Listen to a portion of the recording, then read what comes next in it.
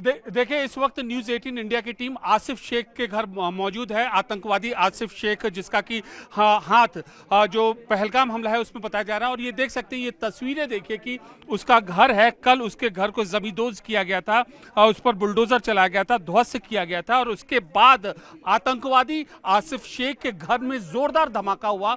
और जोरदार धमाके की वजह से देखिए, ये तस्वीरें देखिए किस तरीके से उसका घर क्षतिग्रस्त हो गया है, उसके परखच्चे उड़ गए। अमूमन जो डिमोलिशन की जो ड्राइव होती है उसमें घर के कुछ टुकड़े गिरते हैं, लेकिन जोरदार धमाके के साथ इसका घर इस आतंकवादी का उड़ गया है। और अब यह आशंका जताई जा रही है कि इसके अंदर कुछ एक्सप्लोजिव होंगे, जिस वजह से इतना जोरदार धमाका हुआ। देखिए ये तस्वीरें देखिए कि जैसे किसी जगह जोर से बॉम्ब ब्लास्ट होता है, तब परखच्चे उड़ते हैं, तब जो सामान्य क्षतिग्रस्त होता है, वही हालात यहाँ पर देखने को मिल रहा है। आतंकवादी आसिफ शेख के घर में, त्राल का यह इलाका है और यहाँ पर उसके घर में यह प्रमुख कार्रवाई हुई। देखिए ये किचन का एरिया है पूरा, और ये सामान कैसे बिखरे हुए यहाँ पर दिख रहे हैं। तो ये बेहद अहम तस्वीरें हैं और ये बहुत कुछ आगे बयां करेगी कि आखिरकार इतनी जोर से धमाका क्यों हुआ इस आतंकवादी के घर में, और ये एक्सप्लोजिव यहाँ पे क्या कर रहा था।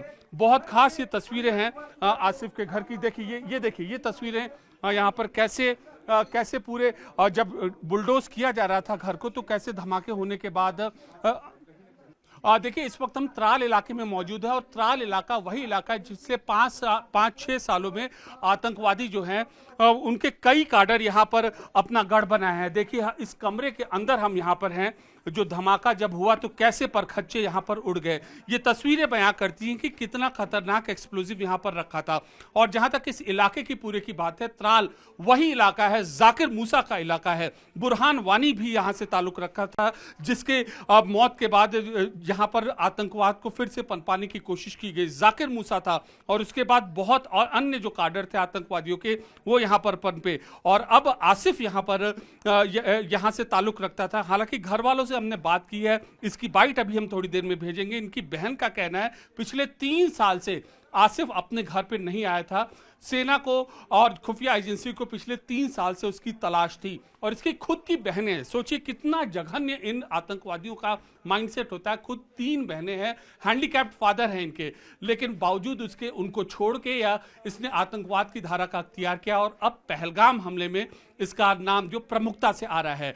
और पाकिस्तान गया, से आया और उसके बाद वह अपनी यह गतिविधियां चला रहा था। तो बहुत ये खास तस्वीरें हैं और दर्शकों को ये समझाने के लिए बेहद जरूरी है कि किस तरीके से कश्मीर के अंदरूनी इलाकों में, जैसे त्राल है, पुलवामा है, अवंतीपुरा है, यहाँ पर आतंकवाद का जो बीज है लगातार यहाँ पर पलता है, पोसता है। जो ऐसे लोग हैं, आसिफ जैसे लोग हैं और आदिल जैसे लोग हैं, वह किस तरीके से जो मासूमियत के आड़ में रहकर आतंकवादी घटना को अंजाम देते हैं। लगातार सरकार और एजेंसियां इस शख्स के संपर्क में थी, इनके परिवार के संपर्क में थी। बावजूद इसके उन्होंने इस शख्स ने मुख्य धारा न चुनकर आतंकवाद का रास्ता चुना।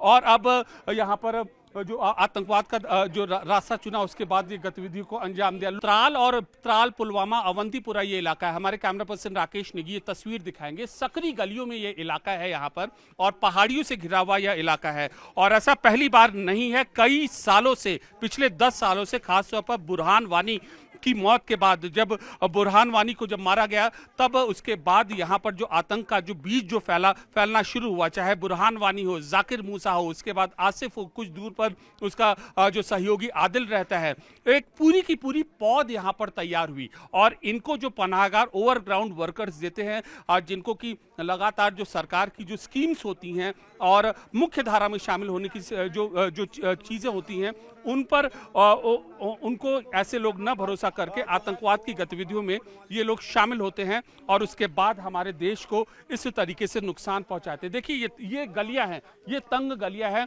और ऐसा नहीं है, यहाँ पर जो भारत सरकार की जो योजनाएं हैं, ये प्रिफर्ड एरियाज है, मोस्ट प्रिफर्ड बैकवर्ड एरिया है। और यहाँ पर पिछले 4-5 साल से भारत सरकार की सारी स्कीमें हैं, चाहे सड़क बनाने की स्कीम हो, चाहे नल जल योजना हो, चाहे शिक्षा की योजना है। बावजूद इसके यहाँ के जो युवा हैं वह आतंकवाद का रास्ता अख्तियार करते हैं।